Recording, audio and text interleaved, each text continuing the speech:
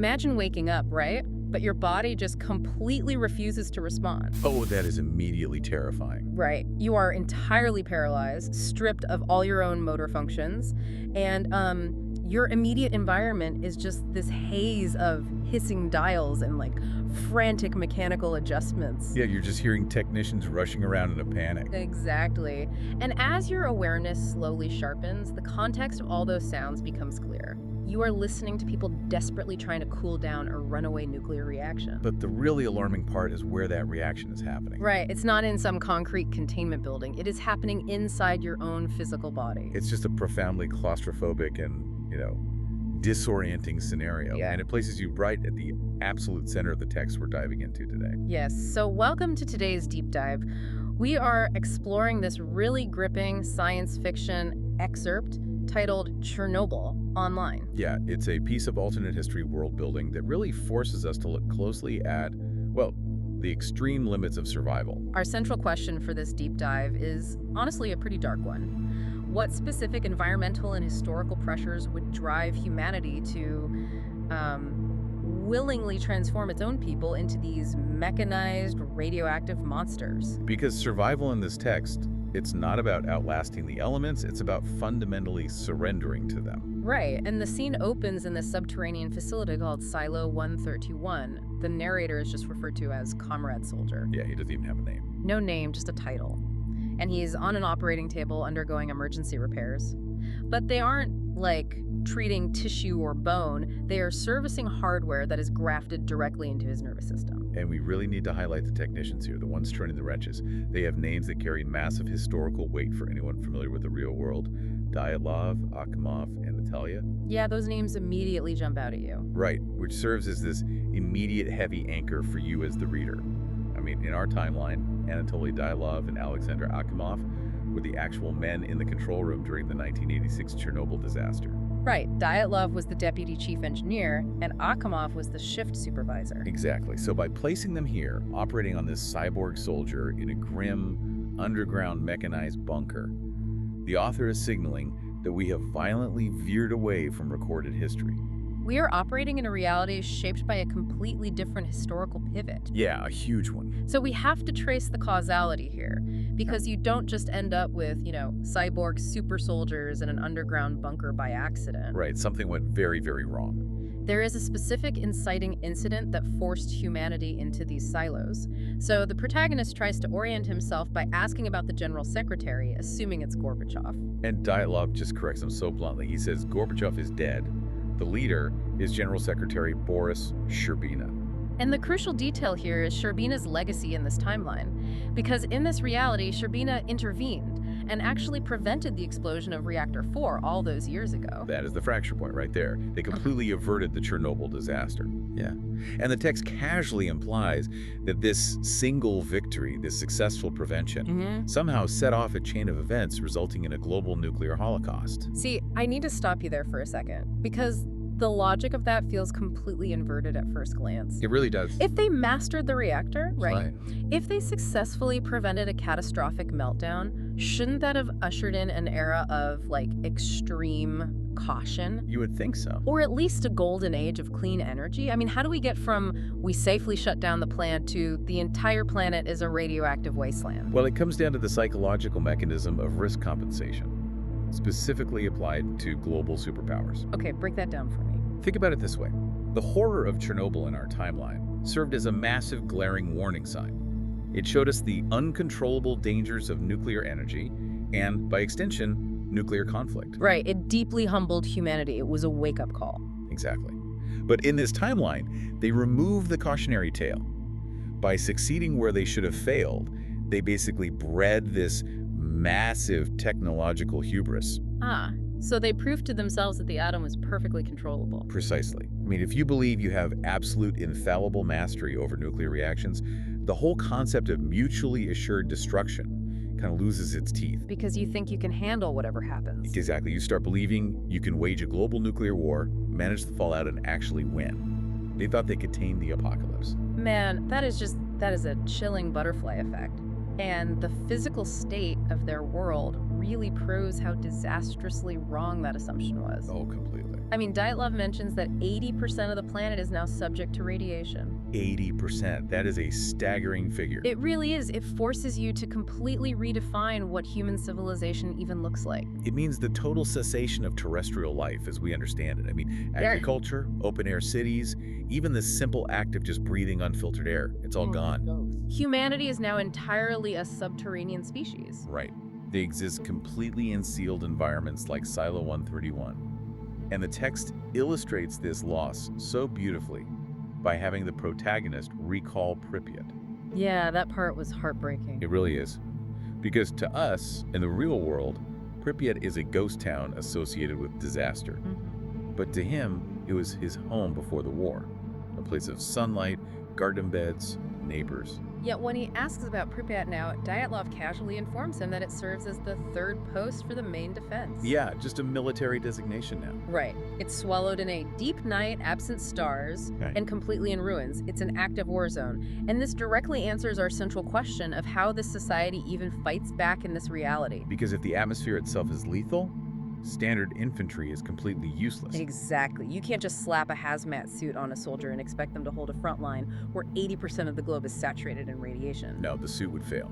The soldier would die almost instantly. So you have to fundamentally alter the biology of the soldier. Which introduces the terrifying technology keeping our protagonist alive on the operating table. MANR. Let's get into MANR. What does that stand for? The acronym stands for Mechanized, Armored, Nuclear, Robotics. Okay, wow. And Dyatlov refers to them as the last hope. But it is vital to understand the physical mechanics of this. These are not vehicles. Right, it's not like a tank or a mech suit you just climb into. Exactly. The protagonist isn't a pilot pulling levers inside a cockpit.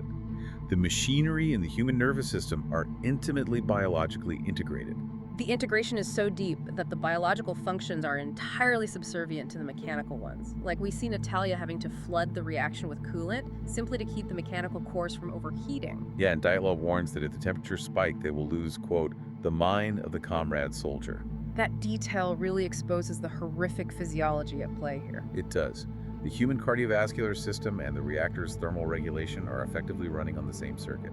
So the biological brain is acting as the organic processing unit for the machine. That's exactly it. So if the nuclear core runs too hot, the human mind literally boils away inside the skull. That is horrifying. And the terminology they use for his injuries perfectly captures this, like, total mechanical dehumanization. The way they talk to him. Yeah. They inform him that radioactive munitions nearly penetrated his core, resulting in core memory loss. Right. And I read that and thought, that isn't a medical diagnosis, that's an IT problem. It really is. It's not the organic degradation of psychological trauma or PTSD. No, it sounds like a hard drive formatting sequence where the operating system, which is his actual personality, is fighting against the dilution. The radiation isn't just burning his flesh, it is corrupting his source code. And notice how that corruption is managed by his superiors. There's a total and complete eradication of mental privacy. Oh yeah, the screen. Yes. Dyatlov doesn't need the protagonist to speak to understand his confusion. Dyatlov is just sitting at a terminal, watching the data output of the soldier's brains scroll across the screen. Just reading his mind? Literally reading his thoughts as diagnostic telemetry and telling him to stop asking questions. Put yourself in that position for a moment. Just imagine your internal monologue, your deepest confusion and nostalgia for your past, being monitored like an Excel spreadsheet by your commanding officer. You are no longer a person. You are a readable asset. And this sparks a really profound philosophical debate right there in the silo. Because as they cycle the coolant, the protagonist's awareness keeps breaking free from the programming. He's fighting it. Yeah, he is. Natalia observes this, and she asks Dyatlov if the same thing is happening to him as the others. And Dyatlov's response is easily the most chilling line in the entire text. He just smiles and says, no, they're being born. He is remembering. We really need to look at the mechanics of what he means by that distinction, because being born into a mechanized nuclear suit sounds completely unnatural. Yeah, it does. Are the other pilots clones? Are they AI? What does he mean? So the implication is that a standard MANR unit is operated by a consciousness that has been entirely wiped. Just a blank biological slate that only knows the machine. Wow. So they have no human memories at all? None. They are essentially born at the exact moment of activation. But our protagonist is an anomaly. his organic architecture is resisting the digital overwrite. Because he retains fragments of his life before the integration. Exactly. He remembers the sunlight in Pripyat. So his humanity is acting like a stubborn ghost in the machine. That's a great way to put it. And Akimov describes the process of overcoming that resistance as, like, rebooting the soul. Rebooting the soul, that is heavy. It is. They aren't just repairing damaged armor plates here. They're performing a forced, hard reset on his consciousness. They are demanding that his human identity submit to the Soviet nuclear hardware. Just think about the last time your computer forced a system update against your will, right? Freezing you out while it overwrote its own files.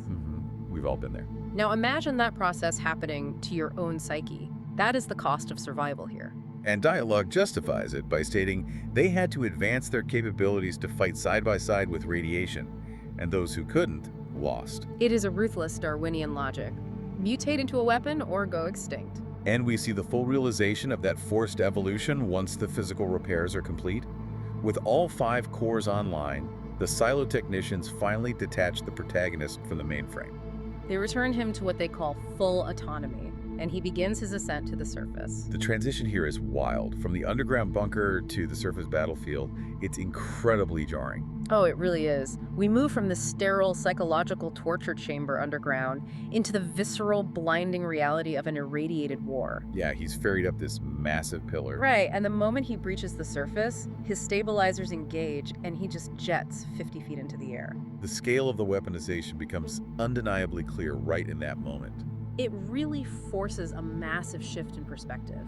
I mean, below ground, he was a paralyzed, helpless victim of his own biology and his commanders. He was completely at their mercy.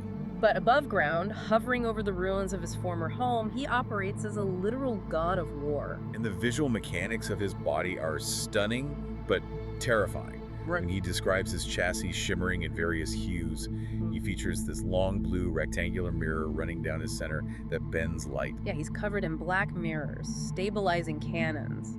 And he effortlessly neutralizes targets with these massive tidal waves of white and blue light. It's just incredible imagery. But who exactly is he fighting in this wasteland? So the text describes the enemy factions as a coalition of humans whose armor and appearance make them look like, quote, something else entirely. And they're fighting alongside robotic technocrats. So no one looks human anymore? No. The 80% radiation saturation has forced everyone to adapt. Baseline humanity simply cannot exist on this battlefield. It's a war fought entirely by post-human entities. It's exactly. Mutated, mechanized, or just some grotesque fusion of both. The physical environment demands that you become a monster just to participate in the ecosystem. But, you know, the most revealing detail about his transformation isn't his weapons. No, it's not the armor either. Right. It's how his brain processes sound. And I really want to dig into the mechanics of this because it shifts drastically from the silo to the surface. The auditory experience is the ultimate proof of his severed connection to baseline humanity. Right. So when he is still connected to the mainframe underground, he tries to speak. And to his own ears, his voice sounds like dark bands of heavy reverberation. It is literally described as an electric shock to his brain. Yeah, it's just destructive noise. Why does his own voice sound like static to him? Because he's no longer using biological vocal cords. His brain is attempting to output complex networked machine telemetry, but he is trapped in an analog environment, trying to communicate with analog humans. So it just comes out as noise? Think of the sound an old dial-up modem makes when played through a standard audio speaker. Oh man, yeah. That harsh, screeching sound. Exactly, it's just harsh interference. Yeah. Dial-up can't hear words. He has to read the protagonist's data output on a screen because the raw acoustic output of the reactor is indecipherable to a human ear. Wow. But the moment he stabilizes over the battlefield and links up with friendly MA&R units, that auditory processing flips entirely. Right, it changes completely. He hears these choking distortions and heavy pulses from the other machines, but his altered brain instantly decodes them. To him, they sound like clear oceanic frequencies. Because he is finally in his native environment. He is connected to the tactical network. The noise isn't noise anymore. No, the noise is actually dense packets of digital telemetry translating directly into his sensory cortex. He is communicating receiver to receiver. And the emotional weight of that communication is staggering. These massive, lethal machines approach him, and one small mech just asks if he was hurt too bad. Yeah, another transmits, We missed you. You have these towering engines of mass destruction expressing genuine tenderness for each other. It's a beautiful contrast. It really is. And then a larger mech approaches and delivers this incredibly poignant line. It says, Analix and Datorum have both fallen, but they died with the dream. They are mourning. They really are. These mechanized units have developed their own distinct culture, their own shared grief, and their own aspirations. They are honoring their fallen comrades in their own way. And it fundamentally changes how the protagonist views himself. He has this haunting realization. He listens to the electric distortions that now make up his own voice, and he understands he is no longer speaking a human language. The human bridge is gone. Yes. He looks at this unnatural congregation of floating mirrors, cannons, and nuclear cores around him, and he finds what he calls music in it. The use of the word music signifies a tragic, yet really profound acceptance. How so? Well, the protagonist recognizes that the physical bridge to his human past has been burned. He cannot return to the garden beds of Pripyat. That world is gone. It is. He has lost his organic body, his natural voice, and his connection to the natural world. But by accepting the mechanical distortions of his new existence, he actually finds a new community. He finds brotherhood in the static. Brotherhood in the static, exactly. It really frames the entire journey we've tracked today. I mean, we started in the claustrophobic dread of Silo 131, right? Watching a human consciousness be brutally formatted like a malfunctioning hard drive. Oh, just to keep a nuclear coolant system from boiling over. Exactly. And we followed that consciousness as it ascended into an obliterated 80% irradiated world, only to watch it find peace among a squadron of radioactive cyborgs. The underlying logic of the narrative forces us to view adaptability through an incredibly dark lens. I mean, humanity's defining evolutionary trait is our ability to adapt to our environment, right? Right. It's how we've survived this long. But this text pushes that trait to its absolute breaking point. It demonstrates that when the environment we engineer becomes completely toxic to our biology, the only way to adapt is to fundamentally erase our biology. The survival of the species basically required the sacrifice of the species. Well said. They had to weaponize their own nervous systems just to walk outside. It makes it very clear that survival in this reality isn't a victory. It is a brutal, irreversible compromise made with an apocalypse of their own design. And while the protagonist finds a strange, ambient peace in his new reality among the mechs, the text leaves us, the human readers, with the heavy burden of grieving the humanity he was forced to shed in order to survive. Which leaves you with a deeply unsettling concept to turn over in your mind long after we wrap up today. Place yourself back on that operating table. Imagine that nuclear core burning steadily inside your chest, powering limbs of steel and a voice that communicates only in data bursts. If an environment becomes so entirely hostile that navigating it requires surrendering your organic body, your natural voice, and the privacy of your own memories, at what point does surviving simply mean that you died and the machinery is just wearing your ghost?